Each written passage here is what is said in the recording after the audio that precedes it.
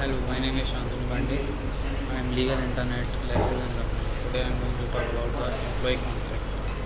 An employee contract, also known as employee contract or job contract, is a legal binding agreement between an employee and an employer and an employee. It establishes the term and condition of the employment relationship and outlines the right, responsibility and obligation for both the parties.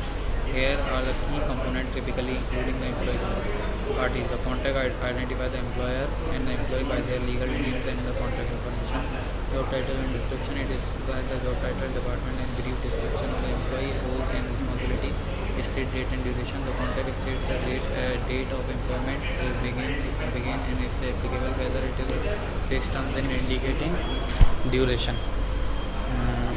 Compensation of benefit. It outlines the employee salary or wages, payment, frequency and additional benefit or allowance they are entitled to, such health and insurance, retirement plan, vacation leaves and sick leaves or bonus.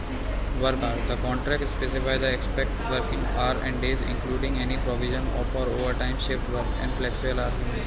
Probation period. If applicable, the contract may indicate a probationary period during which the employee performs suitability for the position will be evaluated. Terms and notice period. It outlines the circumstances under which an employment may be terminated, including the notice period required from both the parties.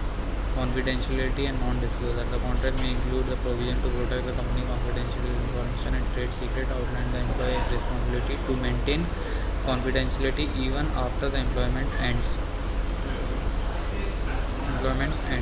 Employee contracts are crucial and establish a clear understanding between the employer and the employee, protecting the right of interest of both the parties and pretending potential dispute or misunderstanding. It is important for both parties to be carefully review and understand the terms and conditions of the contract signing it. Thank you.